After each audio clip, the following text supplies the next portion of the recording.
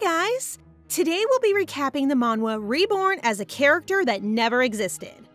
Please like the video and subscribe to the channel, it really helps us a lot. Enjoy! We start in the bedroom of an elegant and gracious lady who has just given birth to a little baby girl named Lowena. But upon meeting the baby, her sibling Thalia seems upset. Not exactly the reaction you'd hope from a big sister. As it turns out, Lowena Remedio is the protagonist of a novel created by none other than Thalia herself. Her mother, Roxana, invites little Thalia over to meet the new addition to their family. Roxana, Lowena, and her father Julian are all characters created by Thalia for her novel. But something unbelievable happened. 4 years ago, she was killed in a traffic accident and was reborn inside her own story. Kind of insane, right? You might think that it would be a dream come true for a writer, but Thalia arrived in the world of her own creation as a character who never existed. In her story, there are 3 families who exist to protect the world from evil spirits. There is the Imperial House of Acer, who acts as guardians, the Royal House of Celis, the Purifiers, and the House of Duke Remetio, that's Julian, who are healers. In the original book, the protagonists are one child from each of these families, including Thalia, and 2 boys named Aegis and Rayan. As a writer, Thalia was famous for using cruel plot lines to torture her characters, which sounds like a very good romance author, honestly. So the day Lowena was born, Thalia's sadness came from knowing all the hardships that baby would have to endure. And the fact that she designed it all herself, she can't help but feel guilty. Thalia, or Tilly for short, is currently 4 years old, so obviously she's always a little sleepy. Unfortunately, her adoring father is always cutting her nap time short. Although he's literally the prime minister, he says he'd prefer to be fired so that he can always be with his precious Tilly. That's cute, Julian, but don't you have a country to run? While father and daughter are in the gardens together, Julian asks his little girl if she'll live with him forever. That evening, while tucked up in bed, Tilly brings it up, and her mother asks if she wants to or not. Kind of seems like this is more than just a simple affectionate promise, but Tilly responds that yes, she wants to live with the whole family forever. Her mother Roxanne is touched and explains that he probably asked that because of a prince from a neighboring kingdom who has been separated from his father. As the creator of this world, Tilly knows exactly what they're referring to. Given the current timeline, she can guess that Rayan Celis is about to arrive in the Empire. In the kingdom of Celis, Rayan's father is the king, but really it's his stepmother who holds the real power. And she will do just about anything to secure the throne for her own son. So to protect his son, the king had no choice but to send him away using his studies as an excuse. That is so messed up. Why are manhwa parents always so awful? Just treat your kids right, guys. It's not hard. As I'm sure you can guess, Rayan has had a pretty miserable childhood thus far. The year he's about to spend with Aegis Acer is the best he'll ever have. Rayan and Tilly are about the same age, so I guess it's natural that her father would sympathize with the poor kid. While he's in his office wondering about the state of the kingdom of Celis, his daughter bursts in and immediately makes him smile. For once, Tilly is all smiles and eager to play with her dad, but she doesn't want to play dress-up or tea time like normal girls. No, Tilly wants to play a hostage situation with her toy bunny, because of course she does. That's authors for you. They're always looking to amp up the drama. She titles herself the Demon Queen and tells her dad that the bunny is a prince from a neighboring kingdom. If Julian saves the bunny, he'll have a good relationship with the kingdom and could even own it himself. Do you see where this is going? While Tilly is making her dad run laps around the estate for her own amusement, Aegis is being told he and the eldest Remetio daughter are about to spend a lot more time together. Which the little boy is pretty happy about, since his dad said Tilly would one day be his bride. Wait, what? Does Tilly know that? I mean, I know she literally wrote the story, but are her characters going off script? That evening, Julian, Roxana, and Tilly are having dinner together. Julian makes a not-so-subtle suggestion that his daughter accompany them to the Imperial Palace. She immediately says no, because she's a girl boss and can do whatever she wants. But when Tilly overhears her mother discussing the engagement, she starts to freak out. This is definitely not part of the original story. In the novel, Aegis has a huge crush on Lowena, so she's worried that if she accepts an engagement, there might be issues with her sister in the future. Although honestly, I'm not sure that's her biggest concern right now. isn't it more important to figure out if she even wants to marry this Aegis kid? Especially since he's a future emperor, and that would make her empress someday. In an effort to stick to the original plot, Tilly agrees to go to the Imperial Palace so that she can meet Aegis and make him hate her. A few days later, the fated trip takes place. Tilly is immediately a hit with the Empress and her son, and Aegis is all charm and gentlemanly manners. It's going to be hard to turn this boy away when he grows up. The adults discuss the engagement and admit they all think it's too soon to be talking about anything serious given the kids are literally 4 years old. Finally, someone's speaking some sense. Just to really drive the point home, Tilly tells Aegis to his face that he's not her type, which is kind of harsh. I mean, look at that kid. He's the sweetest thing I've ever seen, and he's going to be emperor someday. I'm starting to think Tilly's got the wrong idea, honestly. She's not holding back either. When Aegis points out that he gave her his strawberry, she offers to spit it back out. Her mother, Roxana, quickly takes her outside to walk off her tiny toddler rage. Roxana promises her daughter that she'll never force them to marry. The only reason the parents wanted their kids to meet in the first place is because Aegis is kind of lonely. As the Imperial Prince, he has plenty of people doting on him, but no one his own age to treat him like a normal kid. Tilly knows all this. She literally designed his character to be that way. So the least she can do is be his friend, just as long as there are no more conspiring marriage plots. When she returns to the others, Aegis is waiting with an apology and a basket full of strawberries, and who could refuse that? They agree to be friends, but fast forward 2 months, and Tilly is already bored out of her mind. All they ever do is eat snacks, take walks, and read storybooks. One afternoon, while he's reading Cinderella, Aegis unexpectedly asks her to dance with him, and he really goes the full 9 yards. Waiting outside for them is a painter, a pianist, and even the Empress sitting by to watch, so no pressure, kids. Once they start to dance, Tilly accidentally steps on Aegis's foot. I'm not sure why, but it seems to set her off, and she becomes withdrawn and despondent after that. The next day, she's back as her usual disinterested self, while the prince is trying his hardest to please her. He suggests they go for a walk in the garden and even offers to give her a piggyback. Sometimes I forget which one is the higher status. It's really Tilly receiving the royal treatment. While they're walking, Aegis asks about little Loina, saying he used to want a younger sibling, but now that he has Tilly, he's satisfied. I guess they are kind of like siblings, at least in the way that they bicker. But Tilly doesn't like him thinking of her as a sister and throws a straw. Trying to backpedal, Aegis says he was only joking and that he really likes her, and no one makes him smile the way she does. Geez, buddy, pump the brakes. Romantics aside, he seems to feel more comfortable with her than anyone else. Out of his other friends, no one else understands what it's like to be the child of one of the big 3 families that the whole empire depends on. Obviously, Tilly doesn't really like that. Maybe because she's not Thalia Rometio. She wants to be liked for more than just this character she's playing. But Aegis isn't stupid. He notes her reaction and asks outright if Tilly hates him. The truth is that actually, she finds it hard to be around him. When Aegis was just a character, it made sense for him to be selfless and perfect and always thinking about others.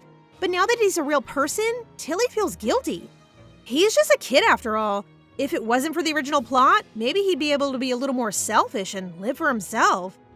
Obviously, she can't say all that to him. So instead, she's kind of frustrated by him. It must be hard to be trapped in such a young body, expected to act like a kid.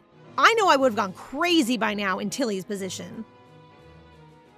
Heading home that evening, Julian informs her that 2 family members are going to have a gathering that weekend. Oh boy, this is sure to go down well. I just know Tilly is going to say something offhand about the prince in front of his father, the emperor. Meanwhile, the imperial family are gathered in Aegis's bedroom after tucking him in for the night. Peleus, the emperor, asks his wife Loti what she thinks of little Tilly, and she calls her an angel. What? Even after she stormed out on her son and acted like an arrogant princess? But maybe that's why she likes her. Loti has been worried about her son for quite some time. He's too mature for his age and always so dedicated to the empire that he picks friends based on their political value. It might be good for him to have someone he can relax around and even take a bit of beating from, and we all know Tilly is more than qualified for that. When the families meet that weekend, she's just as moody as usual, especially since the Emperor just became the third member of her ever-growing fan club. Clearly, she knows her power with these adoring adults. When she sees Julian having a cup of coffee, she immediately turns on the charm to try and get a sip. Hey, Tilly, I don't know if you remember, but you're meant to be a child. You can't have coffee, bestie.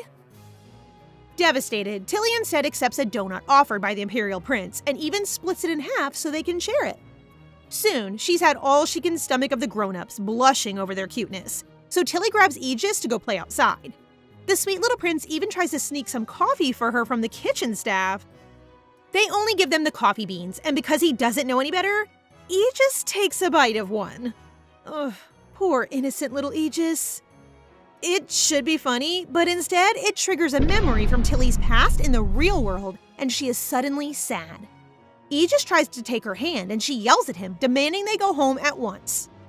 Damn, for someone who's secretly an adult, she sure does act like a baby.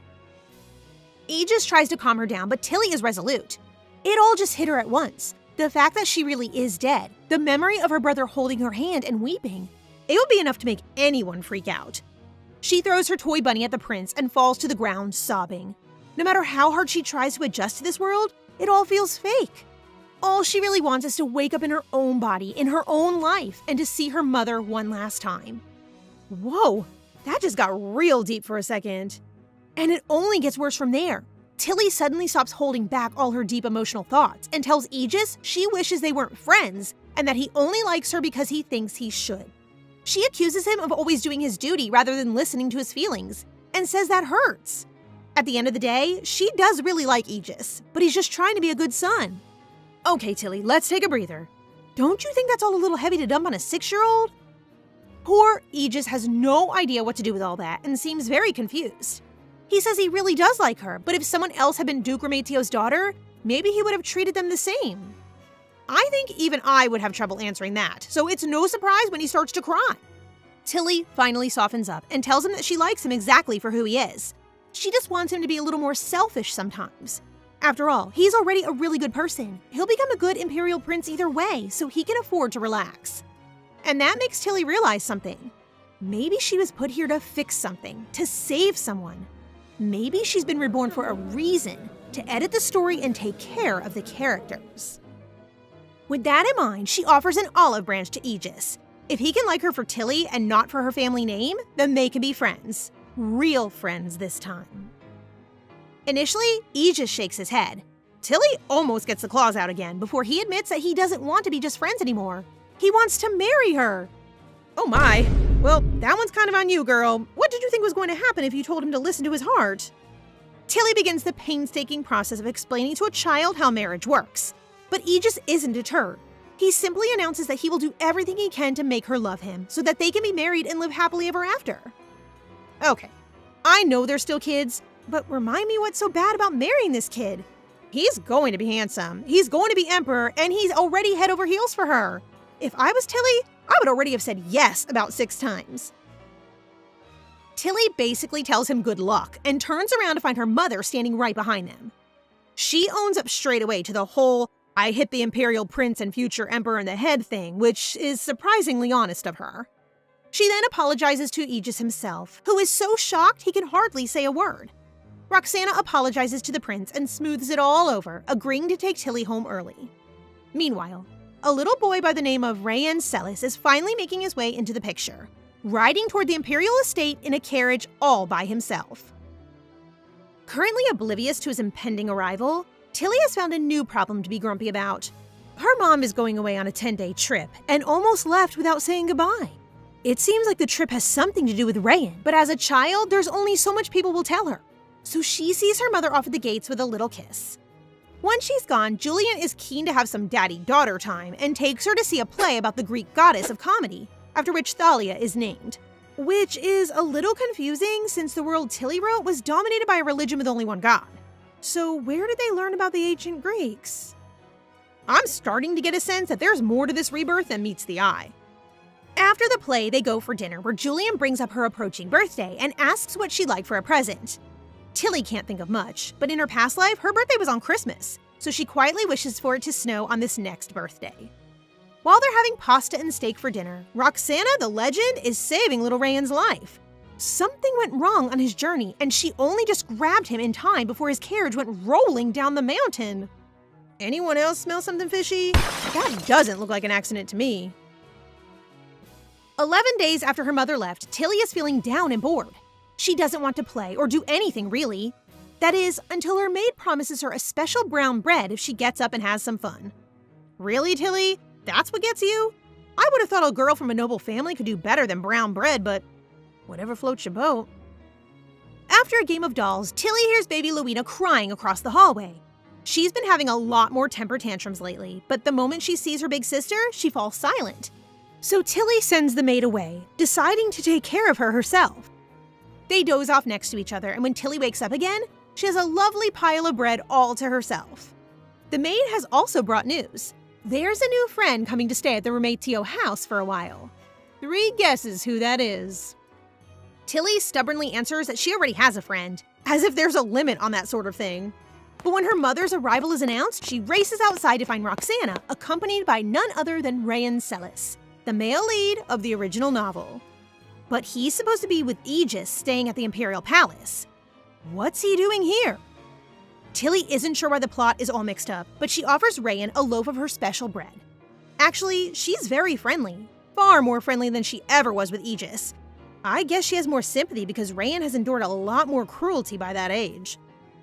And you can certainly tell, he seems withdrawn and despondent, and the woman accompanying him isn't especially kind either. She must be the one sent by his evil stepmother to keep an eye on him. With that in mind, Tilly decides to be kind to him and extends a rare hand of friendship. I hope she can bring him out of his shell the way she did with Aegis, cause it looks like this boy could really use a buddy. The moment she takes Rayan's hand, he starts to blush. Tilly asks her mother if they can have a picnic in the garden while they wait for Julian to get home. It sounds perfectly delightful to everyone except that mean-looking woman who arrived with Rayan. I don't know about you guys, but I'm putting my money on that witch. She's clearly working for the boy's stepmother, and if you ask me, she absolutely did not intend for Rayan to get picked up and saved by Roxana. Speaking of the lady, Roxana offers them the annex to stay in, and even provides them a butler for all their needs. Tilly is quick to get him on her side. She offers the butler a position as one of the 4 lords of the Demon Queen if he agrees to plot with her. All this Demon Queen stuff is cute, but when you think about it, Tilly is making some very strategic friends by assigning people roles in her game. Rayan has the potential to be a very powerful figure should he usurp his mother, and this unassuming butler is actually the man who manages Julia Remetio's intelligence organization. Our girl Tilly isn't messing around. She's building a team. Tilly gets a little overexcited by her new friend and the prospect of a picnic. As she's running into the palace, she falls straight on her face in front of Rayan. I guess that little body is still 5 years old, even if she has the mind of an adult novelist. Like the sweet mother she is, Roxana holds her daughter to make her feel better and even gives Rayan a moment in her arms as well. She carries him to see baby Louina and disappears to get changed. The maid in charge of Louina's care introduces herself to Rayan, who seems a little overwhelmed at all the new faces. Actually, he seems a lot overwhelmed. Tilly can hardly resist his cuteness when the kid starts to cry. You have to remember that the character she wrote was one who always had his guard up, who had grown up trusting no one and always acted cold. But maybe this time around he'll have a chance to be softer. Maybe Rayan is the one she's here to save. The only problem is, Rayan is a key part of the original plot in the book.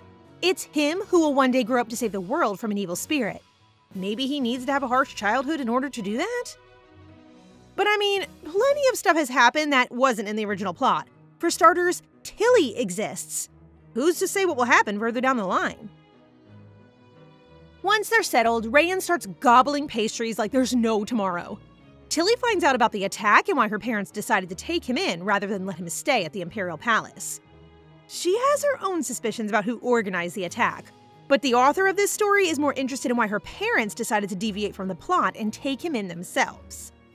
Maybe Julian took her advice to heart when she suggested he look after a prince from the neighboring kingdom? Whatever the reason, I'm glad they have Rayan safe beside them now.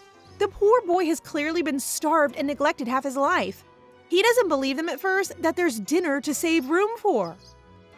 Tilly tells him that from now on, they're going to eat breakfast, lunch, and dinner together, with a few snacks in between, of course. The whole family sits down for a meal that evening. Rayan is clearly tense under the watchful eyes of the governess lady. She has a ridiculous schedule cut out for him too, planning classes all through the day. Obviously, Tilly doesn't want to leave him alone all day with this evil lady, so she decides to join him. Which is pretty selfless if you ask me. If I was reborn as a 5-year-old, the last thing you'd catch me doing is studying. Her parents are so shocked that they insist the kids study together. Apparently, this is the first time Tilly has ever considered taking lessons, which isn't surprising since she has the brain of an adult. The governess is resistant, though she has no choice but to accept. The moment Tilly sits down for her first class, she immediately regrets her decision. As it turns out, Rayan's schoolwork isn't even educational. It's just copying out a text over and over again filled with words way too complex for a kid to understand. It's obvious he can't tell the meaning of the text. This teacher is clearly just being cruel. He's even rude to Rayan's face about how little effort he puts into class. Well, yeah, I don't think I'd be trying very hard either if you asked me to copy out the entire works of Shakespeare 5 times a day. Tilly pressures Rayan into going to the bathroom, at which point she rounds on the teacher. She tears the text in two and asks whose order he's following. The tutor, whose name is Daniel, isn't very intimidated. He thinks she's just some stuck-up rich kid kicking up a fuss because she doesn't want to study. Boy, has he got the wrong girl. Tilly doesn't waste any time. She gives him 2 options. Either he quits his job and leaves the kingdom, effective immediately, or she tells her parents what happened and they punish him for insulting royalty. And by the way, the maximum punishment for insulting royalty is the death penalty.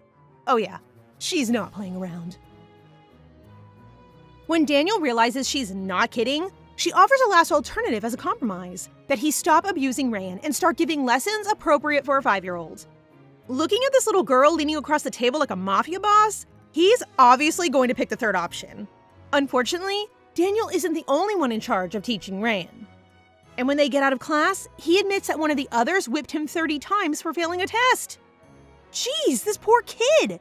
His abuse goes deep. Tilly needs to prepare for a long battle if she's so determined to turn his life around. Tilly tells her maid to cancel the rest of the day's classes and takes Rayan outside to play. She makes him a flower wreath and puts it on his head, trying her absolute hardest not to squeal at how cute he looks. When Tilly's maid comes running over, we get a bit of backstory about her character. A childhood friend of Roxana's, she was originally supposed to take her own life after the death of her son and a fallout with her husband. But in this version, she was handed little baby Thalia and given a reason to live. It's only a minor twist in the original plot, but it saved a life. Yet another way Tilly is fixing things for good. She tells the kids that she's had a word with the butler. There will be no more funny business with Rayan's classes from now on. In future, she tells the prince to go straight to Tilly if anything else happens. She is the demon queen after all. Fast forward 1 month and Tilly and Rayan are getting along famously. His strength has improved and he's gained a bit more weight. The teachers were set straight, but that governess woman Matilda is still lurking around, probably reporting back to his wicked stepmother. On a more positive note, Tilly's birthday is just around the corner. She already made that absurd wish about hoping for snow, but for Rayan's sake, she also asks for chocolate chip cookies so that he gets to try some. Aw, these two are so sweet together. On the morning of her birthday, Tilly wakes up feeling heavy and sluggish. Her mother lifts her out of bed, trying to cheer her up. Both her and Julian have the day off, so it's time to have some family fun. Despite Tilly's exhaustion, she is quiet and obedient as the maids wash and dress her. Her mother even fits her with a pretty little tiara. To her surprise, her most ridiculous birthday wish came true. It's actually snowing, even though it's hardly autumn.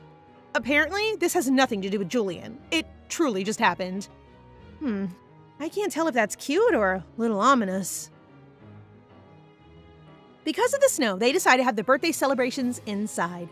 Tilly walks downstairs to find a huge 5-tiered cake that's so big it's actually a little absurd. Rayan is there too and has a present just for her, though he drops it when he hears her mention Aegis. Actually, that's a good point. Where has that kid been for the past month? We haven't seen him for a while. Rayan doesn't seem to like the idea of her having another friend. He doesn't even really want to be friends with Aegis himself. Maybe he's just nervous at the idea of having a new face around. He does ask her to hold his hand since he's so shy. Aegis and his mother soon make an appearance. He greets Rayan warmly while the poor kid just sort of stands there looking stressed. Relatable, honestly. While Aegis is all smiles, he does make a point to grab Tilly's other hand. Oh, cute. They're getting possessive already. As any adult trapped inside a child's body would, Tilly feels a little weird blowing out the candles on her cake. Like, is she now 5 or 33? It's kind of freaky to think about. Last year, she wished to wake up from this crazy dream, but this year, her wish is for everyone to have a happy ending like in the book. Then it's time for presents. Aegis got her a cute little stuffed cat, while Rayan got her chocolate cookies, just like she asked. She has a little bite before offering them to the boys, who somehow turn even that into a contest. The Empress also has a gift, a gorgeous jewelry box, inside which is a crown. You have to understand, this is not just a pretty gift.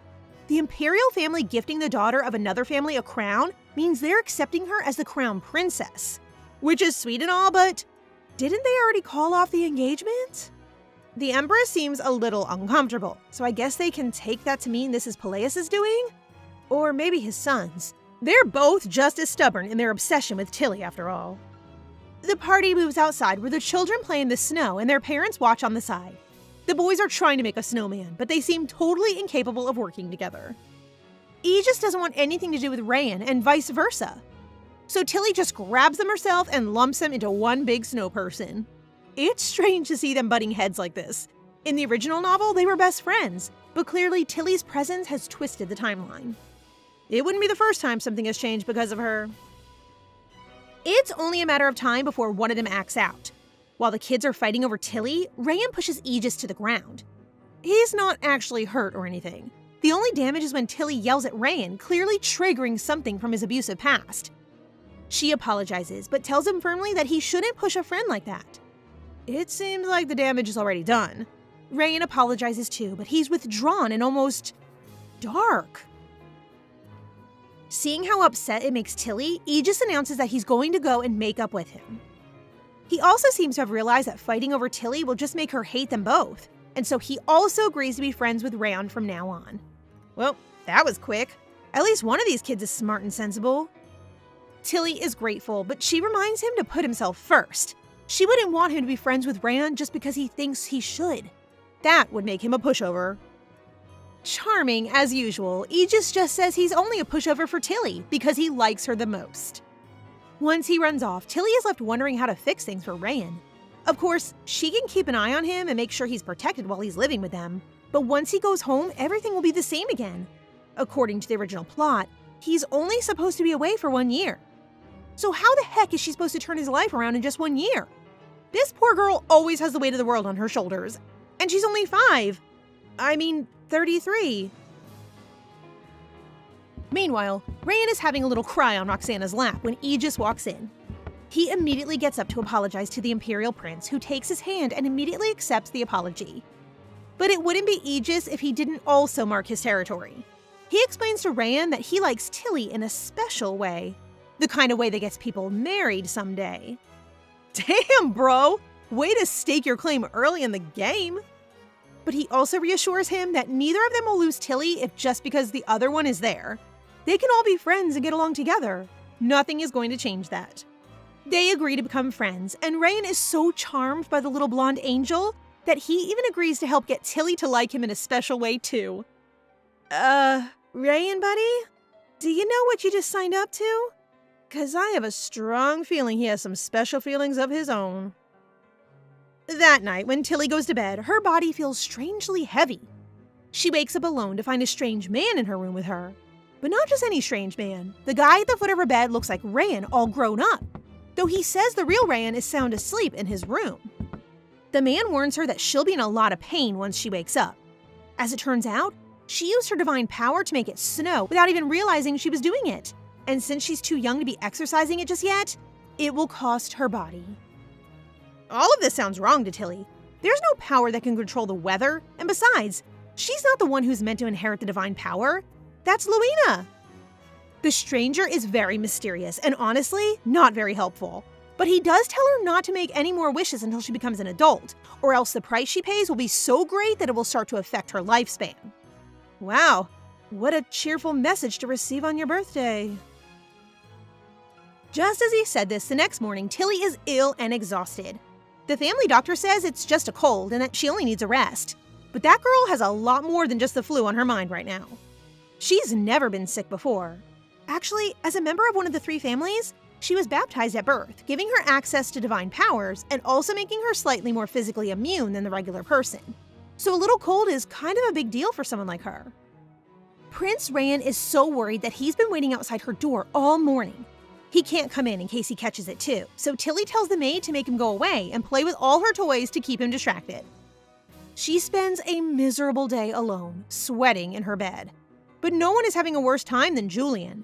He's worried sick, not just about her health, but because he thinks he might know why she's fallen sick. When a child discovers their divine powers, it's called an awakening. The youngest person to ever have one was actually Julian's ancestor, who had an awakening at 10 and died at the age of 22. Yikes. Well, that doesn't make things look good for Tilly. She really needs to hold back on accidentally using her powers if she wants to even reach adulthood. The other reason Julian is nervous is that an early awakening in their children's generation is an omen that the evil spirit is near to returning, which is pretty much exactly as bad as it sounds. With all this on his mind, Julian goes home early to visit his daughter. She's already feeling a lot better after a meal and some medicine. In fact, she's feeling well enough to demand cookies. So the Duke takes Rayan to a sweet shop to pick some up for her. They return with practically an entire store worth of sweets, dumping them on Tilly's bed for when she wakes up. Remind me what's so bad about this fictional life of hers again? I think I'd trade places with her in a heartbeat. The next morning, Tilly is back to her usual smiling self, and the first thing she wants to do is play with her friends. She runs in to find Rayan and Aegis getting along like best buds. They even drew a picture of the 3 of them together with a snowman. Even though they're happy to see her, they seem a little worried. Since it's not common for someone like them to catch a cold in the first place, they're scared that she'll fall ill again. People are already suspecting an awakening, so she reassures them by saying it's all because she made a wish. She wished for everyone to be happy, and even though it might take a while, eventually it will come true. That's really cute, actually, and I guess it also makes perfect sense to a 5-year-old. Unfortunately, Tilly is playing fast and reckless with this whole wishing situation. She's so desperate to fix the wrongs in her world that she starts planning more wishes to try and help her friends. Almost immediately, she gets another visit from grown-up Rayan, who warns her against the idea. Yeah, listen to him, Tilly. You won't even make it to 18 if you keep this up. He makes her promise not to use her powers at all until she's at least 15. Tilly agrees, but only verbally. She has no intention of keeping that promise. The mysterious Rayan, who is also not Rayan, asks who she is. Who is she to be able to use divine powers while not being a part of Destiny's plan? I think if she told this guy she created this entire world, he'd have an aneurysm. So she kind of just says she doesn't know either. All she knows is that she's here to save someone. What's less clear is whether she can really save a person without altering the fabric of this universe. Then she gives him her real name, the first time she's told anyone since arriving in this world. It's Mir Yun. Mir for dragon, which is insanely cool. I guess these two are kindred spirits of some kind. They seem to be forging a strong bond in all these dream meetings. After telling him her name, Rayan trades her a secret. There actually is someone she must save. Infuriatingly, he doesn't actually tell her who, and just says she'll meet them soon. Great. Thanks for that, Rayan. Helpful as usual. He won't be visiting her dreams anymore either, so he tells her not to use her divine powers and put her health at risk. He leaves her with one last tip, that destiny can change even without the use of her powers. Some things already have changed, and they might end up causing her trouble down the line. Did this guy get a degree in acting mysterious? Seriously, he just keeps dropping vague hints like some sexy Nostradamus. He leaves her with a kiss on the forehead and says goodbye. The next day, Julian is sharing a carriage with Alt de Bels, judge of the Kingdom of Celis. He's come to visit because, and you're not going to believe this, Julian wants to adopt Rayan. He's already filled out the paperwork, and he wants this judge to help convince King Catan Celis to give away his son.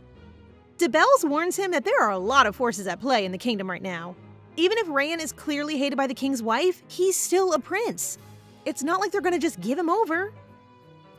When he gets home, Julian treats both Rayan and Tilly like his own kids. He even bought them both a gift. It doesn't take much for Tilly to realize what her father's plan is. As Tilly, she's excited to have an older brother and keep Rayan safe from his evil relatives. But as the author of the story, she knows that any adoption will be annulled. Apparently, some prophetess has a prophecy which will change everything. But prophecies and adoptions mean nothing if Rayan's evil nanny gets to him first. And it looks like she's out for blood. Tilly isn't stupid.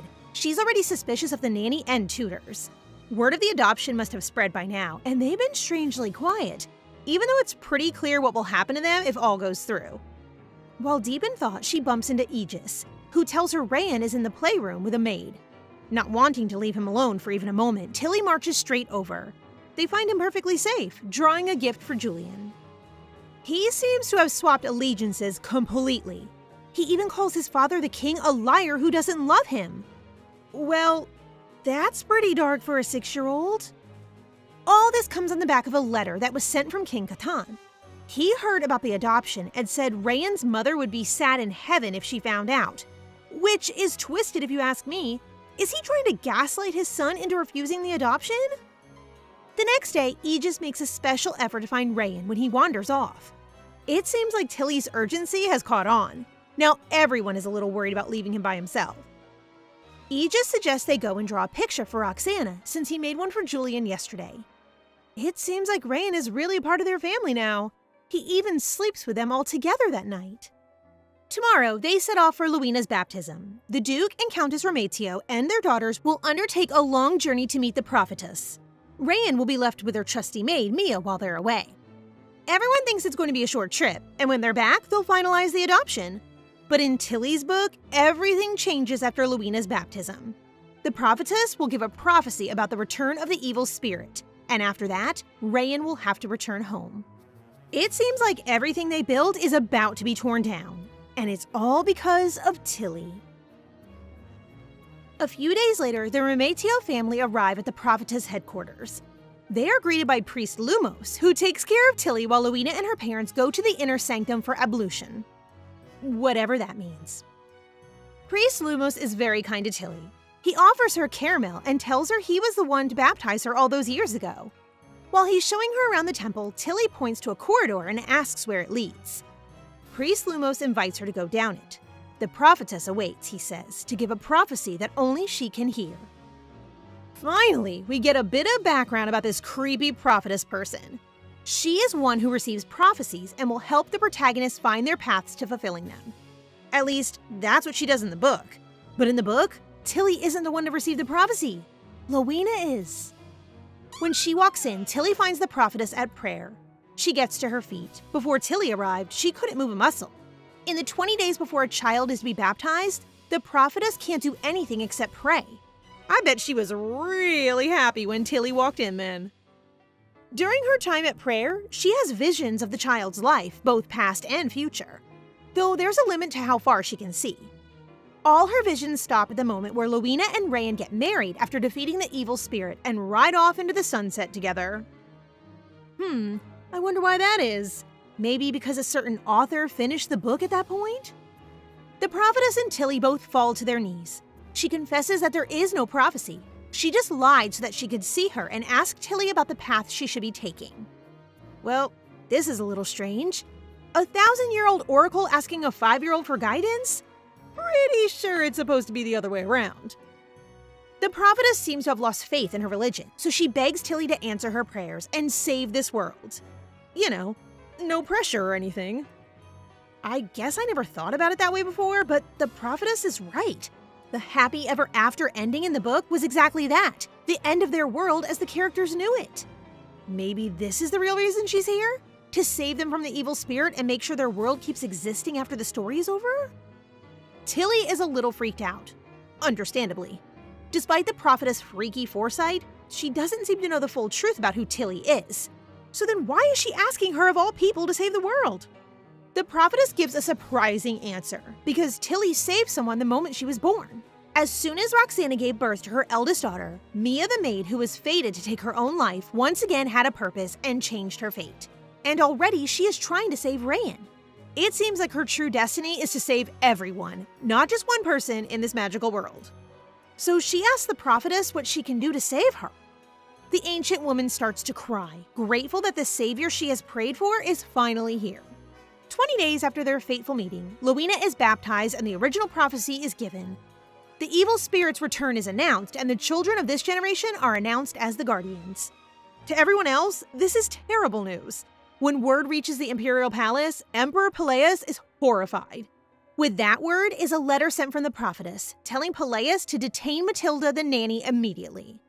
Although it appears it might already be too late, little Rayan coughs up a handful of blood before collapsing on the ground beside him. I can't believe she managed it! Surely he's not dead, though. What would that mean for the prophecy? When they reach Matilda, they find her in a similar state of illness. The doctor says it's likely she mishandled the poison she used to harm the prince. Serves her right, that horrible woman. The emperor orders her to be kept alive for now. More important than her is Rayan. Poor baby Rayan, who is fighting for his life in bed. Aegis is by his bedside crying when Mia arrives, reassuring him that the prince will get better. Even if that is the case, Aegis still feels guilty. Tilly told him to stay by Rayan's side, but he couldn't stop him from being poisoned. They even ate the same food. That Matilda must be really skilled to have still found a way to single him out. Mia tells him it's not his fault, and the two pray together for his speedy recovery. Soon after, Roxana returns from their trip, and she looks mad. She takes over from the Emperor, literally chopping his neck to force him to go to sleep. Sometimes that's just what you gotta do when people won't listen, you know? Tilly rushed right to Rayan as soon as they arrived. If Aegis was feeling guilty, what Tilly is feeling is 10 times worse. This never happened in the original book. Once again, her existence has caused pain and darkness for her loved ones, no matter how hard she tries to save them. Refusing to let him suffer, she touches his cheek and wishes to take his pain away so that he will wake up cured. Oh, Tilly. That's cute and all, but you really need to stop making wishes. This is getting dangerous. 2 days later, the Emperor wakes up from his Roxana-induced sleep. The Empress relays the news of Rayan's recovery. They never found the antidote, but somehow the poison has left his body and he's made a full recovery. Ever since then, Aegis and Tilly have been sick with the flu. So I guess it's pretty obvious what happened there. I guess it's okay if the two of them shared the load. Does this mean Aegis's divine powers have awoken too? Countess Roxana has been leading the investigation in his stead. Although, I don't know if she's been investigating so much as just getting revenge. Apparently, she punched Matilda in the head and gave her a concussion. Although, I really can't blame her, especially after the latest discovery of her treachery. It turns out that awful gaslighting letter from the king was forged by none other than Matilda herself. I knew it! The king isn't exactly Father of the Year, but I knew he wouldn't be that mean. Even worse than the psychological manipulation, she also sprinkled poison powder on the letter before handing it to the prince. He's probably been ingesting it in small amounts for a while now. How you can be so evil to a little kid, I will never know. All I can say is that I hope Matilda gets the ending she deserves. Meanwhile, Tilly and Aegis are sweating out their flu in bed together. She asks the Imperial Prince if he made a wish, and he admits that he prayed to share Rayan's pain. Tilly seems mad, although she doesn't have a leg to stand on considering she did exactly the same thing. She tells him never to make another wish in case he hurts himself, and for once, the prince tells her no. On his last birthday, he wished for them to get married, and he's already sworn to make the same wish next year too. Oh my god, that's adorable, but Aegis, honey, you might not even make it to your marriage if you keep using your divine powers like that. Word reaches the Celis kingdom about their son, and the king is furious. The queen denies all allegations, but it's obvious she had a hand in Matilda's actions. Where else would she have gotten the poison? Or the royal seal for the fake letter? Her cruelty finally pushes King Catan over the edge, and he swears right in front of her that he will make Rayan king someday. Well, that's sweet and all, but what does that mean for the adoption? Back in the Rematio household, Rayan is finally well enough to get out of bed. The Duke and Countess are there to watch him take his first step, like the anxious parents they are. He knows now that the letter was forged and apologizes for hiding it from everyone. He thinks the adoption will be canceled, but apparently, it's already been approved. The king agreed before the prophecy was given, so now he's officially their son. Rayan is grateful, but to their surprise, he wants to go back home. Clearly, he feels a strong sense of duty after the announcement of the evil spirit's return. And I guess it doesn't matter where he is. they'll still be his legal parents, so they can come visit him all the time. When he announces his decision to Aegis and Tilly, they're heartbroken. Tilly straight up refuses to let him leave and even yells at him. Instead of answering, he just hugs them. He knows it was them who saved him and wants to return the favor by protecting the two of them. And in order to do that, he has to go home. He thanks them for everything and says he'll never forget them. In return, Tilly tells him to never give up and reassures him they'll always be there for him no matter what happens. And with that, Rayan leaves. Now it's back to the original duo, Tilly and Aegis.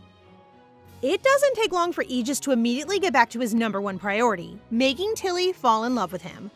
Hardly a week after his competition has left, he asks her on a date, plants a kiss on her cheek, and grabs her hand. Whoa there, buddy, slow down. Just because Rayan is gone doesn't mean you can go crazy on the romance. Skip forward a decade or so, and our little Tilly is all grown up. She's taking trips to the big city, teaching waiters how to make coffee, and even walking around in a disguise to hide her identity. Yeah, a lot has changed. Lowena is a little more grown up too. The girls have a very loving relationship and are still very close with their parents. After her secret city outing, Tilly has breakfast with them all together. Clearly, she's been forcing just about everyone to learn the art of coffee making, since she immediately asks for one from the kitchen staff too. After seeing her cool big sister drinking the stuff, Lowena is keen to try it too. She asks if they can take a trip into town together to try it at a cafe. They can also get Aegis a birthday present while they're there. His coming-of-age ceremony is coming up, and it's going to be quite the occasion. I just realized we get to see Aegis all grown up. I wonder if he's still obsessed with marrying Tilly. Is it bad that I kind of hope he is? As it happens, Aegis is still thinking about marriage, just not in the same way as when he was a kid. With his coming of age around the corner, lots of noble families are hoping to secure an alliance by proposing their daughters to him. One such suggestion comes from a young Lady Yggdrasil, who not so subtly offers to accompany him to parties in Tilly's place once he becomes an adult. But even Lady Yggdrasil is aware of his feelings for the young Lady Rematio. It seems just about everyone knows his intentions, except her. Meanwhile, Tilly and Lowena are back at the very same cafe Tilly visited that morning in disguise. She had a pretty big stake in this business and has built up quite a friendship with one of the waiters, though of course he won't recognize her as Lady Thalia Rematio. Lowena can see her thoughts turning while thinking about her business and asks her to loosen up a little. They're out on the town after all. The sisters don't get much of a chance these days to just hang out and be themselves. Tilly has been really caught up with the coffee shop, so she tries to relax a little. The conversation soon turns to Aegis' birthday present. She has no idea how to get him a present, which is both meaningful and not over the top. And Lowena isn't exactly helping, making such a big deal of it like this. She herself has decided to get him a horse. You know, the classic present for a boy coming of age. The present situation is also complex because Tilly is trying to signify friendship and not anything too romantic with her gift. You see, things have gotten more tangled since they were little kids. The three families aren't allowed to marry each other in order to ensure the continuation of their bloodlines. So in the end, she goes for cufflinks and buys them with a special set of rubies to make them a little more exciting. After coffee and shopping, the sisters are walking through the town when Lowena asks if Tilly has already decided on a gift for her own birthday. Of course, someone as organized as Tilly already has an idea, but she doesn't want to give away the secret just yet. All she's willing to say is that it involves a pair of purple sapphires for something she'll need when she's a little older.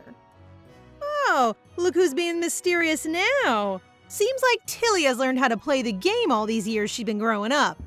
Speaking of which, how old is the actual author by now? In her 40s? Anyone else think it's a little weird to be flirting with a teenager in your 40s? Anyway. On one of their weekly hangouts, which are really just dates if you ask me, Aegis comes out with a shocking confession. He doesn't want to be the emperor.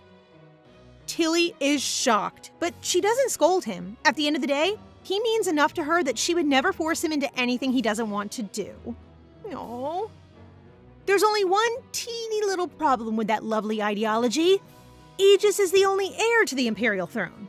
Plus, he's going to be appointed crown prince during his coming-of-age ceremony. Both seem like pretty big obstacles to me. Aegis explains that he is happy to save the world, but living as the emperor after that feels like a sacrifice, like giving up his own happiness for the sake of his family. The day of the ceremony comes around, and of course, Aegis does his duty by accepting the position of crown prince. While Tilly goes off to change for the banquet, her sister and the new prince concoct a plan to get her in a gorgeous white dress with a tiara to match. Wait, is this what I think it is? Tilly doesn't suspect a thing while she's putting on the elaborate gown and tiara. She doesn't even suspect anything when Aegis comes out wearing literally the exact matching outfit.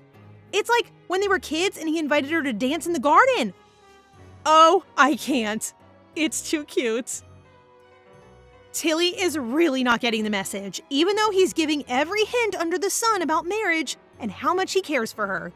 Eventually, he just leans right in her ear and says he adores her. He really is the perfect man. How has Tilly refused him up until now? I really don't understand it. Tilly can't feign ignorance anymore. I mean, look at her. She's all dressed up in a matching outfit to compliment Aegis. It's pretty obvious what he's trying to say. Feeling a little uncomfortable, she reminds him that they're not kids anymore. They can't joke around the same way they used to. Aegis doesn't get her point. He was serious then, and he's serious now. As Tilly has guessed, her childhood bestie has been under pressure from all sides to take up his position as heir to the imperial throne and get married as soon as possible before the evil spirit returns. But all he can think about is Tilly. If she would actually take him seriously and they could find a way to be together, then all this prophecy nonsense wouldn't be so hard to handle. He seems determined to put her first and give up his shot at the throne. Besides, isn't saving the world already a pretty big task? I'm pretty sure they can let him off the hook after that. The doors open and Thalia and Aegis step inside the banquet, looking like the future couple of the Empire. Of course, Aegis has to dance with Helena Yggdrasil at some point, and just one look tells Tilly she's got her eye on him. Of course, Aegis doesn't pay attention to anyone but her.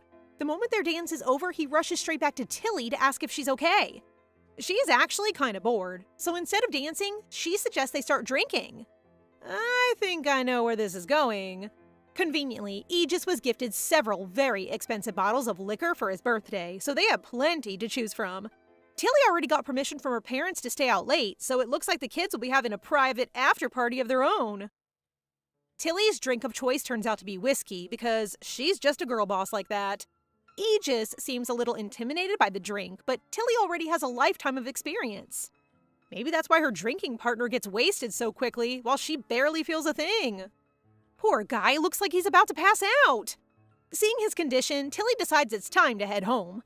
She hands back the tiara, asking if he prepared all this himself. It's pretty obvious. They're matching head to toe, even down to the jewels. But still, Aegis insists he had no part in her outfit. And when she calls him a liar, he points out that she lied to him too. The other day, back when she said she wasn't sure about their futures. Tilly laughs kind of awkwardly, but things suddenly get steamy when Aegis asks if he can kiss her. Don't get your hopes up, guys. Our useless protagonist shuts him down immediately. Seriously, can't she just give in for once? It's his birthday, and he looks more handsome than ever. Luckily, Aegis doesn't leave her much choice and pretty much takes a kiss from her. At first, it's just a little smooch, but then he goes in for a real one. Tilly is so stunned she can't even speak. Aegis must be one heck of a kisser. After probably the best kiss of her entire life, for some reason, Aegis decides now is a great time to ask about the prophecy she received when she was younger. I guess he was hoping she would let it slip while drunk, except the only drunk person here is him. A little irritated, Tilly decides it's time to leave. She tries to dump the tiara too, but he comes up with some excuse and basically promises to act like nothing ever happened tomorrow, so long as she takes the tiara. Obviously, she doesn't have much choice after that. Just as she's trying to leave, Aegis makes another confession. Every year on his birthday, he's been making the same wish, even though Tilly told him not to. Seems predictable, right? He must have wished that they would get married someday. Well, actually, he only wished that she would love him back. How's that for heartbreaking? The next second, the prince totally passes out. Tilly is finally at the door when she turns around and tells him his wish came true. Oh my gosh, is it just me or did anyone else not see that coming?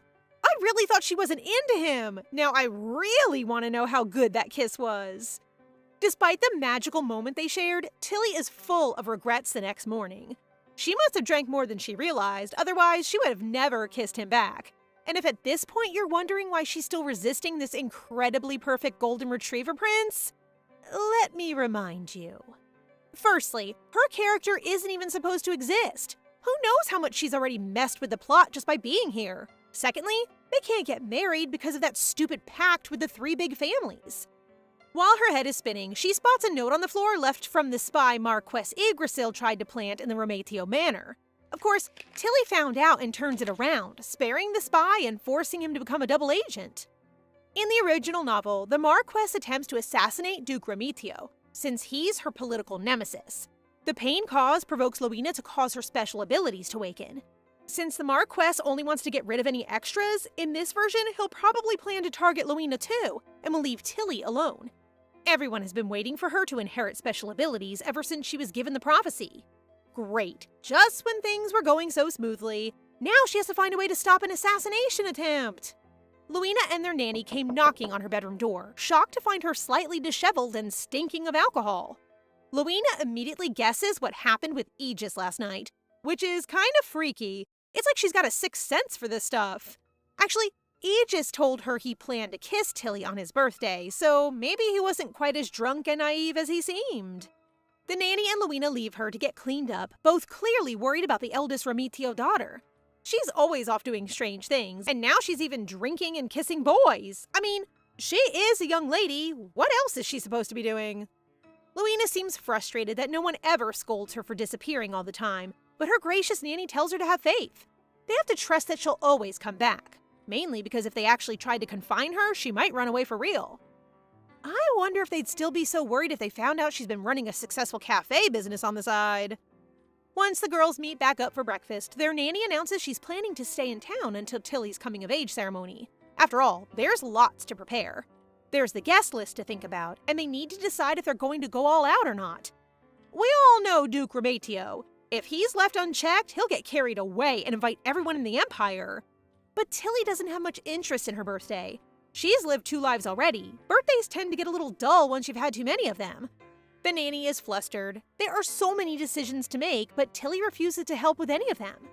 Since they've still got 6 months left, she promises to write out a guest list and leave all the other details to the nanny. There's only one person she really wants to invite anyway. And I think we all know who that is. On another trip to the cafe, Tilly is shocked to find that her barista in training has finally brewed a perfect cup of coffee. She asks her worker, Sage, for a little favor. See, before he started making coffee, he worked in a slightly more shady industry. Tilly wants to make use of his skills, so she asks for 5 forged ID documents, 2 men and 3 women, all commoners. What on earth is she up to this time? She instructs him to give these documents and plenty of cash to anyone who comes to the cafe and says they're looking for a job. She also wants them to be sent to somewhere peaceful where they won't be found, and tells him to look after them for the next 5 years with the costs from her paycheck. Yikes, she's not asking for much, is she? Sage warns her that all this will cost a small fortune, but we already know Thalia doesn't care about money. She tells him just to focus on his job and enjoy all the benefits of having a crazy rich boss. She's about to run off to her next crazy business venture when he stops her and asks when she's going to take off that hideous wig. Uh-oh, busted. Their employment contract specifically states that Sage isn't allowed to ask about her true identity, but that doesn't mean he can't be curious. She leaves him guessing for now and heads on to the Yggdrasil mansion where she's scheduled to have tea with Helena. And why is she drinking tea with her arch nemesis, you ask? Helena also seems curious. Tilly plays it cool, casually asking her thoughts on the Guardians. Helena realizes she must have caught on to her advances on Aegis, and promises to apologize to the prince for being so forward. But that's not why she's here. Tilly's tone changes, and she tells her to answer the question honestly. She kind of just says they're an important part of their world, and then, to her surprise, Tilly offers her the chance to become one too. It seems like Helena will do just about anything to secure her family's position, so she accepts at once. She thinks Tilly is threatening her, trying to make sure Helena doesn't attempt to steal her spot as crown princess. So she assures Tilly that the Yggdrasil family is completely loyal to the imperial family and has no ill will against House Rometio. Well, we already know that's a lie. You can literally see the gears turning in her head, trying to figure out what Tilly wants here, which move will benefit her family. But something in Tilly's tone tips her off, and she suddenly suspects that her spy has gone rogue. Her opponent promises she's done nothing of the sort. She just wants to give Helena a real chance to escape her house before it crumbles, taking her family along with it. You see, in the original plot, the assassination scheme is revealed to the world after Duke Remetio's death. Naturally, House Yggdrasil is stripped of its title and has all its fortunes confiscated. After her father dies, that leaves poor Helena alone and with no one to depend on, only just after her coming of age. So really, Tilly is just trying to save her from that fate. She hints about her father's plan, how he might be the kind of person who would try to take out the head of another family and any extra heirs. It seems like Helena didn't actually know about the plan, but from the things her father's been saying, she wouldn't put it past him. They switch to coffee because apparently assassination isn't the kind of topic you discuss over tea. Helena starts to put the pieces together, realizing what might become of her family if Tilly's guess is right. Out of nowhere, she pledges herself to Tilly, even offering to kill her own father if it will stop the assassination plot. Which is kind of cute, even though it's not necessary. Tilly isn't planning to stop the assassination. Since her sister's healing abilities will be awakened by the event, she'll end up saving their father anyway. That means it's best to let things play out as they're going to. Except for Helena, who doesn't deserve to go down with her family all because of her father's greed. She gives her a detailed set of instructions, and eventually, Helena stumbles off, looking a little bewildered. That is a lot of information to dump on someone in one afternoon. Tilly is still thinking over their encounter when Aegis walks in unannounced. He was supposed to be at a training camp for 3 months after his birthday, but it turns out he actually asked the Emperor for the time off as a coming-of-age gift. He went to their summer house to relax for all of a few days before he got bored and came running straight back to Tilly. He really is like a golden retriever. He can't stay away from his owner for too long. He even brought a bouquet that matches her eyes. In return, she kind of treats him like a kid. That is, until he places his hand on her cheek and leans in. He really knows how to get a girl's heart going.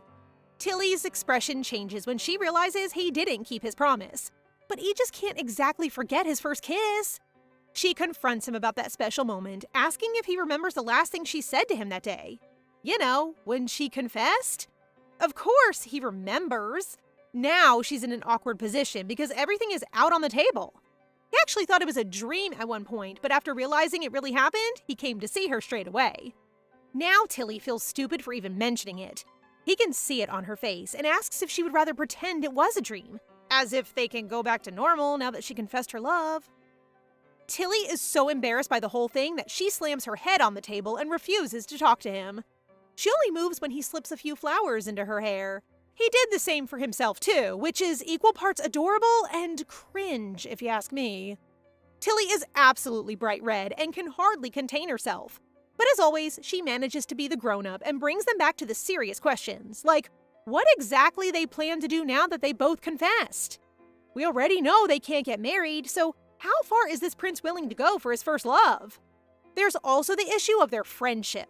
What if they break up and fall out?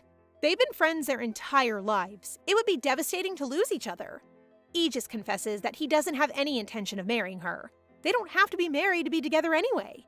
And he doesn't care what role she has to play in the prophecy. If they manage to come back alive from sealing the evil spirit as they're destined to, they might not have much time left before they pay the price for using their abilities. Oof, this took a dark turn. I guess Aegis isn't such a naive young puppy after all. But he's right. If they don't have much time left, they might as well spend it together, right? Aegis also knows that he's not her main priority. He doesn't want to be. He just doesn't want her to keep pushing him away. He encourages her to move in whatever direction she needs to. Wherever she goes, he'll follow. Damn, this boy knows every line in the book. But for a protagonist and a prince who's destined to save the world, he sure seems happy taking a back seat. Like, excuse me, sir, we need you for the plot. The next day, Tilly is all torn about their conversation and just keeps sighing defeatedly. While walking through the halls of the Duke's mansion, she stumbles upon the man of the hour once again, in the middle of his swordsmanship training. He might as well just move in at this point. But since no one knows he's in the capital yet, he wants to stay hidden at the Remetio Manor. He invites Tilly to come and train with him, mentioning that it would be an excellent experience for Luina to watch and learn from her. If he puts it like that, she can't refuse. See, what you guys missed when we skipped a decade is how Aegis and Tilly used to go head-to-head, customizing their training to match their particular skill sets, until they had mastered the art of swordsmanship. They haven't had a chance to train together for several years. Plus, they do have a world to save. It might not be such a bad idea to get a little practice in. So Tilly agrees, changes into her sparring clothes, and steps into the ring. Aegis makes a fierce opponent, but if there's anyone who knows him inside and out, it's Tilly. That kind of knowledge comes handy on the battlefield. The other knights are a little flustered to see the delicate Lady Thalia take up her sword again for the first time in years. She trains frequently, but always alone, so no one has had a chance to see her fight. As you probably could have guessed, Tilly makes the first move, striking before Aegis can even blink. He manages to block just in time, but doesn't see her next strike coming. She steps on his boot to catch him off guard, then throws her sword away and swings a punch towards his sword. Aegis is so shocked that he calls a timeout, telling her not to let go of her sword. But Tilly isn't stupid. She's trying to teach him something. Evil spirits don't fight like well-trained knights. They're going to use dirty tactics, so they have to be ready for anything. Back on board, Aegis agrees to go another round prepared to take whatever she can throw at him. This time, Tilly keeps her sword and goes blow for blow, keeping Aegis on his toes. Despite the difference in size and strength, she manages to get him on the ground, panting, barely able to block her strikes. He admits defeat and realizes he still has a lot to learn. Tilly is truly incredible. How can she be so good at everything? Aegis walks away, clearly upset, but not because of the match. He's upset because even when they were sparring, she wouldn't look him in the eye. A couple days later, Tilly gives her younger sister an early birthday present and gives the prince the dagger she promised him at the same time. Luina asks who she was preparing that ruby gift for, because apparently, she's pretty much forgotten about Ryan after all these years. That's right, speaking of Ryan, seems like it's time for him to make a pretty dramatic return soon, don't you think? Of course, Ryan's fate is tied to the evil spirit, so he'll probably appear only when they need him most. Since she gave them daggers, Tilly gives her sister a little advice on not using up her special abilities in the middle of battle.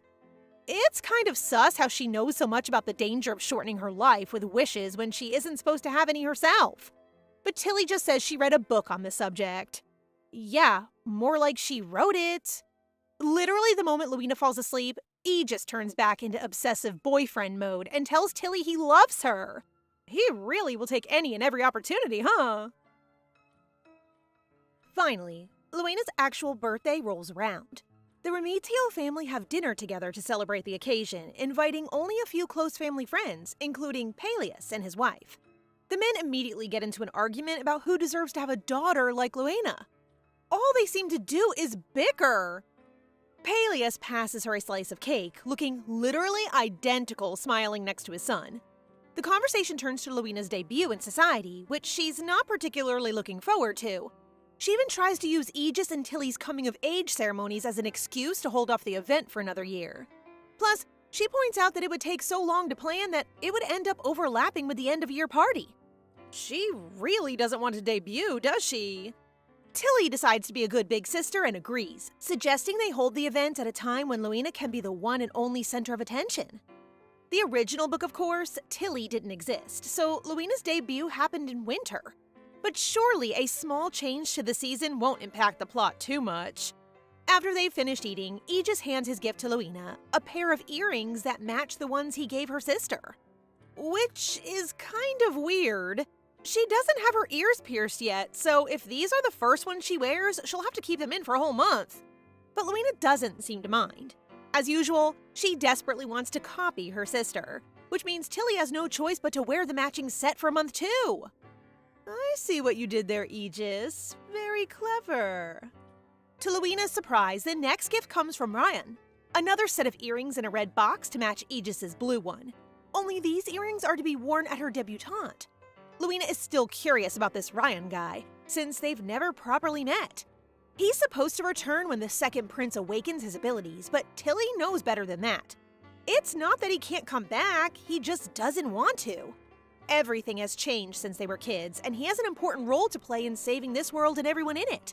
That means he probably won't come back until all the guardians have been awakened. The first guardian is the prophetessa, but the second and third have yet to awaken. When all three have made themselves known, an official conference will be held to prepare for war against the evil spirit. Basically, when Ryan comes back, it will be for war, not just to see his childhood besties again. Of course, Aegis and Thalia could visit him in his kingdom if they wanted. Palia suggested that one of them go as a representative of the Empire, so it would probably make the most sense for Aegis to visit. Besides, as Tilly points out, it's not totally impossible that Ryan will visit as a representative of his own kingdom, and if he does, she can give him the coming-of-age gift that she prepared. Anyway, back to the birthday girl. Julian has one last gift to bestow upon her, a personal carriage. That's like the manhwa equivalent of getting a pony for your birthday. Loina is literally that girl. This also means she finally has the freedom to go out on her own. She wants her first outing to be as a family, but her mother and sister are too busy to come along. Speaking of busy, Tilly has work to attend to, so she excuses herself from the celebration. After a stern look from Loina, Aegis scrambles to follow her and finds out from a maid that she went to her room. The maid says she's fixing her outfit, but when Aegis approaches, he overhears her giving someone instructions to go to the Muse Cafe for money and a fake identity to help them escape. Uh-oh, looks like she's been caught red-handed. Aegis already knows that she's been secretly running the Muse Cafe, but fake documents and escape plans are a pretty big step up from a small business. His first worry is about her getting in trouble. Something like this can ruin her reputation and take her family down with her. But he's more curious than concerned. He's still lurking by the door, trying to eavesdrop when a young maid stumbles out of the room. She nearly has a heart attack when she spots him. The next second, Tilly comes out and covers for them both. She pretends the maid was only helping her adjust her dress, and as always, Aegis plays along. I don't know how he can keep his mouth shut. If I were him, I would be interrogating her right now. Tilly seems suspicious, but she doesn't want to give anything away in case he didn't actually hear their conversation. She tries to act natural and invites him into her room, asking why he followed her out of the dining room. Aegis puts on his best puppy dog smile and says he wants to retie the ribbon on her dress. A pretty perfect excuse, actually, since Aegis is the type to care about small details like that. Plus, this gives him a chance to be close to her again, which, let's be honest, that's always his main motive. As soon as he's finished, he asks what she meant earlier about Ryan, saying that he won't leave his kingdom until things get really serious. Tilly points out that he's not just bound by duty to the prophecy, he also has a younger sibling that he wants to take care of. Obviously, she knows him inside and out. I mean, she literally wrote his character. But Aegis has no idea what he's thinking, and knows nothing of the harsh world where Ryan grew up. That's why she's encouraging him to go and visit. It's important for him to see the dark sides of the world too, now that he's an adult. Aegis has been a bit surprised about her attitude regarding Ryan. It almost seems like she doesn't miss him, but Tilly is just respecting his choices. If he doesn't ever come back to them, then that's fine. It's his life anyway. He has other people to take care of. The conversation turns to Tilly's 4 lords scheme that she started when they were kids. She never actually managed to find the 4th lord and refuses to accept Aegis since he talks back too much. While she's nagging him for being a bad subordinate, Aegis somehow manages to sneak in a kiss. I'm starting to think this guy should write a book on the art of stealing women's hearts. At this point, he's practically a pro. Tilly has only just stopped blushing when he admits that he almost kissed her neck when he was retying her dress. And suddenly Tilly is humiliated all over again. He's been staying at the Rematio estate for a month now, which has proved to be a constant distraction for Tilly and her plans. While she continues scheming away, Aegis starts to look into the Muse Cafe and finds out about Sage, her barista, who used to belong to the Information Guild, if you hadn't already guessed. Aegis is heavily suspicious of this guy and of Tilly for hiring him in the first place. But Sage doesn't have a particularly bad record. Although he was part of the guild for a long time, he doesn't seem to have done anything super shady. Aegis's informant also reveals that he recently purchased a lot of land hidden away in the mountains, which is kind of sus. Immediately, he jumps to conclusions and starts worrying about the potential murder plot. Ugh, he's so innocent. The informant assures him the guild he belonged to wasn't quite that dark, and besides, no one buys an entire plot of land just to hide a body. In his opinion, the informant believes Sage has never done anything worse than identity fraud. And it's not uncommon for nobles like Duke Rematio to hire men with his kind of background for odd jobs here and there. Plus, he's actually doing a pretty good job at running the cafe, so clearly he's a useful guy to have around. The informant suspects this might be the work of Julian, but Aegis isn't fooled. Tilly is smarter than her father and clearly has some master plan she's trying to fulfill. The question is, what is it? He asks the informant to put him in contact with Sage, hoping to find out more by meeting her right-hand man. That's not an issue. The issue is if Tilly finds out. I think we all know she's not the type to let that kind of thing slide. Plus, if she gets caught, she'll only double down and find a way to do things even more sneakily in the future. It's going to take some serious brainstorming to outthink Thalia or Mateo. Meanwhile, her father is so excited about his first outing with little Luina that he can hardly concentrate on the latest council meeting. He really doesn't enjoy sitting in a room with old farts for an hour talking about finances and politics, but he's got a pretty impressive poker face. I guess now we know where Tilly got her acting skills from. He's mainly in a good mood because he's about to take a day off and spend it with his daughter, which seems like welcome news to Marquess Yggdrasil. I forgot how comic book coded this guy is. Seriously, have you ever seen a more classic-looking villain? He's even got the mustache and everything. While the two of them make snide comments about the other's appearances, Julian is given a warning by his butler to keep his temper under control. He's a duke after all. He should act the part. Despite the suspiciously good mood, Julian doesn't think any more about his nemesis until the next day, when he finally gets some time off. While Luina is eagerly awaiting her father out on the lawn, her elder sister is pacing anxiously in the corridors. Of course, she always has work to do, but she ends up deciding to go with Julian and Luina, knowing how much it would mean to her sister. Though, if you ask me, it seems like there's some kind of ulterior motive at play here. Luina is a little surprised, and she changed her mind since she's usually so focused on her work that she never has time for anything else. She even gives her an out and says it's fine if she needs to stay home and take care of business. But Tilly is determined. While reassuring her sister, she notices that Luina is already wearing the earrings E just got her. She got her ears pierced already. She really is starting to grow up. Just in time, Julian arrives to break up the lovely atmosphere by gushing over his daughters. As usual, he can't help but act like a child around them, and even sulks like one when Luina mentions Aegis. The prince was supposed to be coming along, but something came up, so he can't make it anymore. Their father makes a comment about him staying in their house for so long, which is kind of fair. I mean, did he even ask before moving in for 2 months? I know their families are close, but I didn't think they were that close. Finally, they start riding off the estate, trying out Luina's brand new carriage for the first time. They're headed for a picnic in the countryside. The weather is perfect, and the vibe is perfect. The only thing that's off is Tilly. See, I told you guys something's up.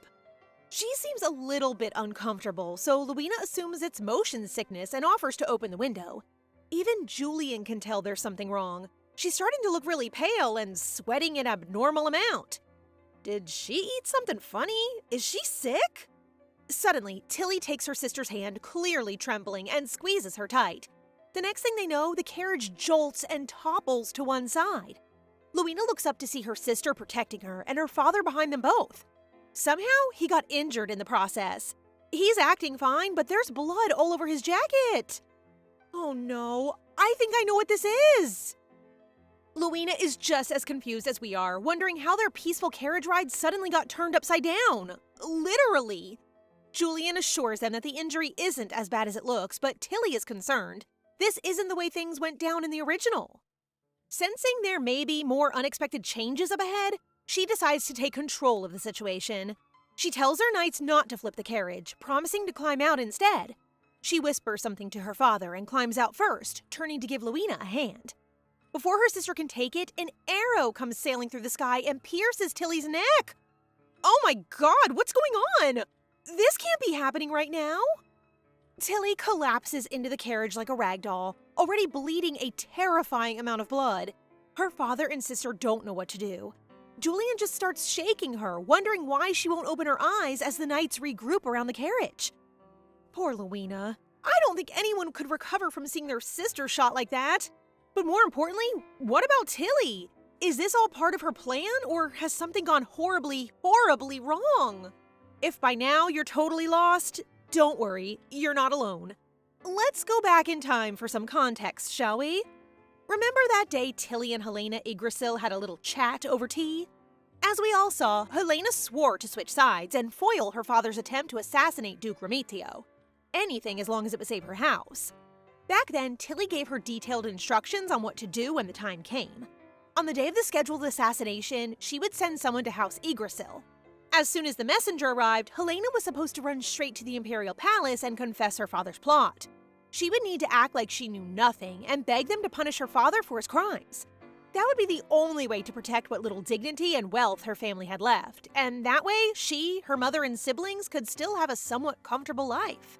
But she really needed to sell it, even begging the jury to let her kill Marquess Yggdrasil with her own 2 hands to clear their family name. Obviously, she doesn't actually have to kill her father, but the point is she needs to totally convince the Emperor and Empress that her father was acting alone. If the plan somehow fell to pieces, Tilly did actually have a backup. I mean, it's Tilly. She always has a backup. If all else failed, Helena was instructed to go to Cafe Muse and ask for a job, where she would be given the money and fake identities to take her family away someplace safe. Fortunately, it seems like Helena was able to follow the plan perfectly, although somehow she got pretty damn beat up along the way. Battered and bruised, she manages to get into the Imperial Palace and secure an audience with the Imperial family. Well, actually, she storms into a highly sensitive military council meeting, but that's not important right now. She reveals the assassination plot and begs them to send aid to Duke Rematio at once, before he can be killed. Little do they realize that the target has switched. The assassins hit Tilly, who is now being cradled in her father's arms. You've got to give it to Julian, though. He's hella smart. The moment he sees Lowena's powers awaken, he figures out what's happened. He even knows that Tilly predicted her own death and that she didn't want her sister to sacrifice her lifespan to save her. Yeah, right. If there's a way to bring Tilly back, you best believe they're gonna do it, no matter the cost. Julian tries to keep his youngest daughter calm and explains to her that she is the only one who can save her sister. Lowena is too shell-shocked to realize what she just unlocked. And the moment the Duke says she can help, she becomes determined to use these newfound abilities and bring her sister back to life. The Duke gives her little warning before pulling out the arrow. Lowena comes in straight away with her healing powers, which is pretty impressive considering she got them about 30 seconds ago. Like, how does she know how to summon them already? Anyway, I'm getting distracted. Maybe she just works well under pressure because Tilly's bleeding stops right away. She clearly wants to heal her completely, but Julian stops her, not wanting her to pay the price for using too much of her powers. Hopefully, she'll be healed just enough to remain stable while they send some knights to escort Lowena back to safety. Now that her powers have awoken, she just became one of the most important people in the Empire. Keeping her alive is essential if they want to defeat the evil spirit when it comes. Julian plans to stay and protect his eldest daughter.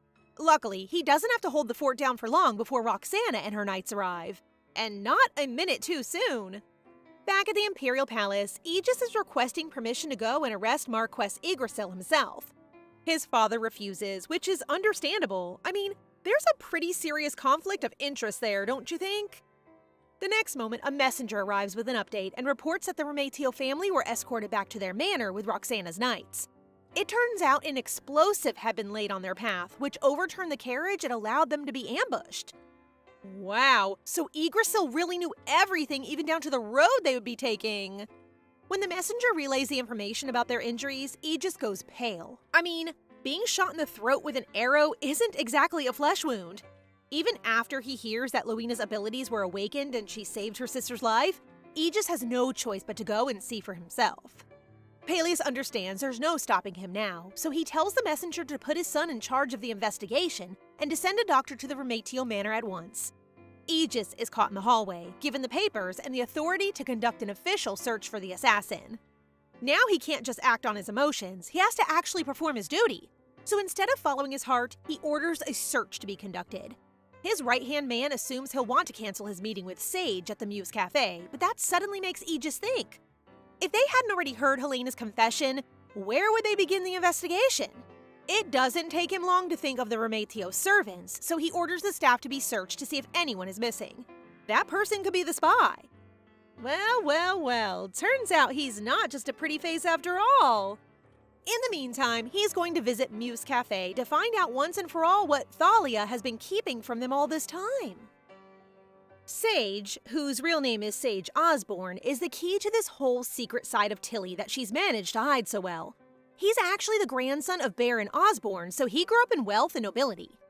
But after his grandfather passed away, his parents gave in to drinking and gambling and realized they would bring his house to ruin. Instead of trying to save them, he abandoned his family, gave up his surname, and started his own life on the streets when he was only a child. Talk about a hardcore backstory. His main goal was to earn and save as much as possible, so he joined the Information Guild on the very lowest level. Over the years, he clawed his way up the ranks until he became a middle manager. And that's where Tilly found him. She came to the guild looking for someone to stay by her side long-term, taking care of her dirty work. At the time, Sage wasn't exactly keen on joining her service, but he wasn't given a choice in the matter. The guild sold him off for a high price, mostly because of his family background. Tilly wanted someone with a noble heritage and promised that if he worked hard for 10 years, she would give him enough riches to retire and help him recover his noble name. Doesn't sound like a bad deal if you ask me, but Sage had no interest in refounding the Osborne house. Lucky for Tilly, the money was a big enough incentive for him to agree, and he ended up signing her contract and joining her side. He seems like a smart kid. I wonder if he ever found out her real identity. Well, if not, Aegis is about to spoil the secret. True to his word, he visits Muse Cafe first to interview Sage about his strictly business relationship with Tilly. Sage is the perfect cover, acting like he only knows Thalia as a regular customer with a slight obsession for coffee. Then again, maybe he hasn't connected the dots and that really is all he knows about her. Sage is a little uncomfortable with Aegis staring him down like that. The golden retriever is well and truly gone now. This is the side of him we don't often get to see, the crown prince. He shows up with a question about people coming to the cafe looking for jobs. He's expecting to hear about the maid whose conversation he eavesdropped, but Sage says the person who came was a man. Aegis's right-hand man whispers something in his ear, and the next second he's on his feet, grabbing Sage by the collar. Clearly, the stress of the situation is getting to him. I mean, he still doesn't know if Tilly is alive or dead. His second accidentally tells Aegis not to hurt one of Tilly's men, which finally reveals who Sage's boss has been this whole time. Turns out, he didn't actually know for certain, though it wasn't hard to guess. Aegis also lets slip that Tilly's life is at stake, at which point Sage becomes a lot more cooperative. Though that probably also has something to do with Aegis's terrifying expression. While Sage is spilling all his boss's secrets, a girl in another world wakes up to the sound of her mother's nagging. She doesn't want to go to work today, so she takes her time having breakfast with her family, bickering with her brother while her parents watch them smiling. After breakfast, she goes to sit and write in a cafe, trying to think up a good story to work on. She is just thinking about one with a tragic ending when Tilly appears in the seat across from her. She doesn't say much at first, just refuses to participate in her story this time. Then she says the author's full name, Mer Young. Finally, we know Tilly's real identity, but I don't get it. Wasn't the real author killed in a traffic accident just before Thalia was born? How is she alive now? The line between Tilly and Mer are now pretty blurred. Sitting in this empty cafe, probably inside their own mind, the two sides of their personality confront each other. Tilly is telling Mer to stop ignoring reality, writing her stories instead of facing her fate, and most importantly, apologizing to her parents. Though, it's not exactly clear what she should be apologizing for. Tilly reminds Mer that her life is just as important as her characters' lives. Yes, she has a responsibility to take care of the world she created, but she still has duties to her family, to her loved ones. Mer becomes angry, crying as she yells back at Tilly that she knows all that. Tilly tells her to go back and apologize to her parents at once. But the next thing either of them know, they're back inside the story, waking up as Tilly with a bandaged neck and tears streaming down her throat. Well, that was intense. Is it just me, or does anyone else have no idea what just happened? Tilly opens her eyes to find her mother and sister asleep at her bedside. She has no idea how long she's been asleep, but as soon as she moves, Luina wakes up and starts using her powers. Her sister can't speak because of her wound, so she can't tell her to stop. Later, when the doctor conducts a proper examination, he announces that her vocal cords have been badly damaged. She may never be able to speak again, but there is a chance she can recover. As for the actual wound, it's already healing well on its own, thanks to Luina. Roxana seems relieved, but no one is more grateful to see Tilly open her eyes than her father Julian. He starts crying as soon as he enters the room, hardly even able to speak. She wants so badly to comfort him, but she can't speak. And having just had an otherworldly interaction with her past self, she is feeling a little confused about her place in this world too. Thalia was never meant to exist. She was only brought here to fix the mistakes she made as an author. And because of that, she never truly appreciated the Remetio family for everything they gave her, especially her parents. Maybe that's what Tilly was telling Mur about, appreciating the people she has while she still has them. And right now, that's Thalia's family. Her family. Later that night, she wakes up feeling parched and tries to sit up in bed. Before she can even open her mouth, Aegis grabs her hand from out of the shadows and tells her not to speak. She needs to let her vocal cords recover if she ever wants to use them again. In a weird way, this must be kind of nice for Aegis. He gets to say all the things he's always wanted to tell Tilly, and she can't interrupt him or tell him off. Somehow, though, he can still tell what she wants to hear and explains exactly what happened since the injury. It's already been 1 whole week since the attack. She's regained consciousness a few times, but never for very long. Usually, she fell straight back asleep afterwards, so everyone is still very worried for her. Thanks to Aegis's efforts, they caught the assassin. The Marquise has been arrested, and just as she planned, Helena's confession saved the Yggdrasil house from falling into ruin. They only got demoted by 1 rank, which is pretty generous considering Tilly literally almost died. Aegis also knows about the maid and her brother who were trying to run away using the fake identities Tilly prepared. He took the liberty of housing them himself since they pretty much confessed everything when he found them. He desperately wants an explanation from her about all of this. The cafe, why she's helping people run away, Sage, the assassination, but she can't say a word right now, and Aegis clearly isn't in his right mind. The poor guy clearly hasn't slept a wink since her attack. So he promises to delay their conversation, though he does warn her that he's not going to look past these things anymore. Tilly falls back asleep, but of course, her protector dutifully stays by her side throughout the night. He's worried about what will happen to her now. Since Luina's powers awakened and Tilly lost her voice, Luina has taken her place as Duke Remetio's heir. I guess that was always going to happen once her abilities were revealed. But it's going to cause some pretty big ripples in the social world, let alone their family. Aegis seems exhausted by it all and very stressed for Tilly. Tears form in his eyes as she wakes up and takes his hand. She starts tracing letters on his skin, telling him to stop crying, but he can't help it at this point. He jokes that it's her fault he's crying in the first place and that he was going to break down when she fell asleep. Right, like she's just going to turn over and shut her eyes after hearing that. He seems to have realized just how little he knows about the woman he loves, and it's scaring him. This whole incident with the assassination has really brought him to the edge of his sanity. He suddenly drops onto the bed, shaking as the tears flow freely. Oh no, our sweet golden retriever! Although, no offense, this isn't about you, King. Tilly is the one who nearly died. Over the next few weeks, Tilly fully regains her consciousness and is slowly able to spend more time with her family while resting. It isn't long before the others demand answers just like Aegis did, and the first thing they want to know is the prophecy she received as a child.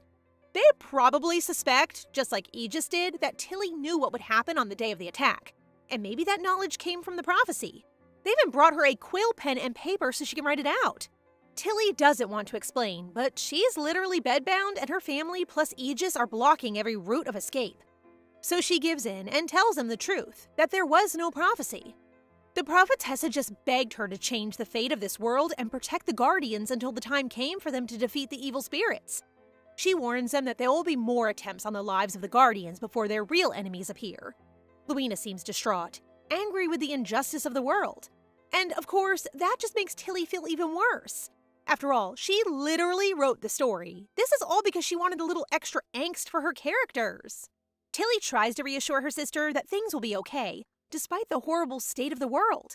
But it's not particularly comforting coming from a girl who basically tried to sacrifice herself for the plot.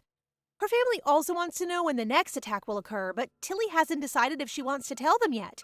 She's worried that if they tried to prevent any future assassinations, they'll set off a far worse chain of events. Maybe things just have to happen the way she wrote them? Obviously, Luina is way too young to understand all of this, and she's pretty upset. While Aegis comforts her, Roxana and Julian assure their daughter that they are 100% by her side and ready to share any pain or discomfort she experiences.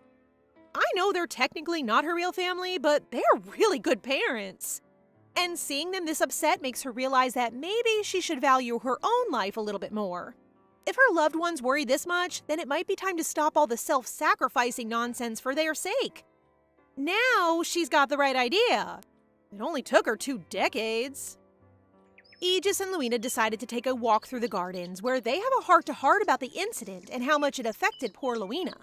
Yeah, can we talk about that, please? This girl is only 15, and in like 2 weeks, she suddenly discovered she has powers, that she has to save the world, and watched her sister basically die in front of her. I'm starting to see why Tilly is so hard on herself about this story. Like, did she have to write it so damn dark? Luina turns to Aegis for advice. She has the title of Guardian, but no idea how she's actually supposed to save the world. It's not like there's a handbook. Aegis just tells her to find a goal and stick to it, something that will keep her motivation to fight for what's right.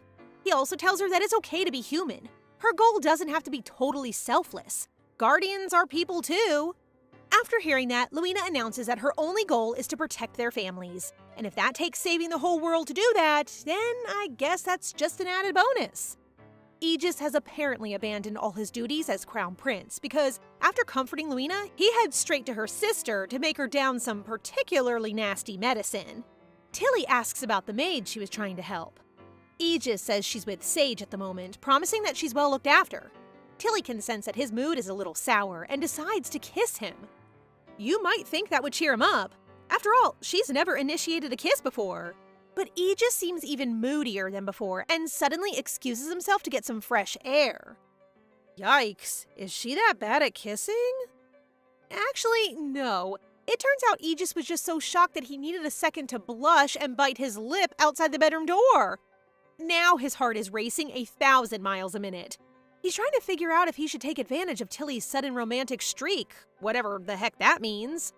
Fortunately, Luina catches him outside the door and immediately susses what happened with her excellent love radar. She doesn't miss a thing. A few days later, a letter arrives at the Yggdrasil household, or what's left of it anyway. Most of their servants quit. They don't have much money left and their reputation is ruined, so yeah, things are looking pretty bleak for Helena. As if all that wasn't bad enough, her mother bursts in, asking for an update about the Marquise's trial. They've been trying to find an attorney to defend him in court, asking for an update about the Marquess's trial. They've been trying to find an attorney to defend him in court, more because they have to than because they really want to, but unsurprisingly, no one wants to take the job. Helena's mother is still hoping to reduce her husband's sentence, wanting to do whatever they can to help him. But her daughter doesn't feel the same way. After her little chat with Tilly, she knows full well that the Remetio family won't let the Marquess live. So what's the point in trying to save him? Her mother is clearly having a mental breakdown. Helena suggests she skip town for a while, maybe stay with her parents and file for divorce to keep her name clear. I mean, it's less of a suggestion and more of an order. Looks like the Yggdrasil family has a new head honcho. After her mother disappears, the arrival of Lady Thalia Remetio is announced, sending Helena into a bit of a frenzy. She greets Tilly, who also brought Sage with her, surprised to find her communicating via pen and paper. At this point, Tilly can move around pretty comfortably, but to give her voice the best chance of recovery, she needs to stay silent for a while longer. But she didn't just come for a chit-chat. Tilly is actually here to purchase some land from the Yggdrasils and to offer Helena a deal. Tilly always has a deal. After a butler comes in to bring some floral tea, they get down to business, discussing a plot of Yggdrasil land that recently went up for sale near the mountains. Because of their close relationship, Helena wants to give her a reasonable price, but they could really do with the money right now. Lucky for her, Tilly doesn't want to do her dirty. In fact, she's willing to pay double the market price for the plot, on one very important condition. She wants to hire Helena. I think we all saw that one coming, though I don't know if Helena has any real skills. Tilly only wants some help with her business and administration affairs, so it shouldn't be too difficult. Technically, she'd be Sage's boss, which he doesn't seem happy about. The conversation somehow turns to Aegis, at which point Helena makes a small confession. The other day, before Tilly was up and moving, he came to ask if it was Tilly who suggested she confess her father's crime. Wow, he's right on her tail. Is there anything he doesn't know? Helena, of course, told him the truth. She couldn't exactly lie to the Crown Prince, though she did at least hide some of the details about Tilly basically sacrificing herself to make the plan work. It was kind of a weird position for Helena, considering how much she used to hate Tilly. When she first told her about the plan, she seemed condescending, acting like she was doing Helena some massive favor by saving her family's reputation. But after finding out that Tilly put her life on the line to pull this mission off, she realized there was much more to her than meets the eye. Now she's even going to be working for her. I don't think it will take long for these two to become unlikely friends. The job Helena will be taking is on managing one of Tilly's estates. She will also act as a guardian for some mysterious person who she hasn't yet revealed. When that person is able to support themselves, she'll ask Helena to pass on the estate she's managed to that person. Sounds pretty simple, right? Plus, she'll be helping with the everyday business too. They offer her a contract with some very generous terms. She'd be an idiot to say no, but still, Helena can't help feeling a little suspicious. Still, Tilly hasn't let her down yet, and her family needs the money, so she agrees and promises to report to Muse Cafe as soon as possible to get started. Just as they finalize the details, the butler announces the arrival of the Crown Prince, who appears to be looking for Tilly. What did I say? He's literally hot on her trail. She's only just left the manor and already he's tracked her down. Is that problematic? I can't tell. Aegis himself walks in, joking that someone in Tilly's condition should be resting in bed. He asks Helena what they've been up to, but it's Sage who explains the situation. Looks like Aegis's bad boy mode really left an impression on that guy. He's willing to tell him anything and everything he wants to know, even when his boss is sitting right there. That's what you get when you hire someone from the wrong side of the tracks. If she wanted loyalty, she shouldn't have hired her assistant from the Information Guild. Anyway, Sage actually shares the same opinion as Aegis and thinks his boss should be resting in bed. But of course, Tilly feels bound by duty to ensure Helena gets the ending she deserves. She wasn't mentioned much after the assassination attempt in the original story, but it's clear she would have suffered greatly. Isn't she lucky that Tilly has made it her mission to give everyone a happy ending? Otherwise, who knows what would have become of her? And that's it for today, guys. What did you think? As always, don't forget to like the video and comment for the next part so we know you want more. Remember to subscribe and turn on notifications for updates. See you in the next one!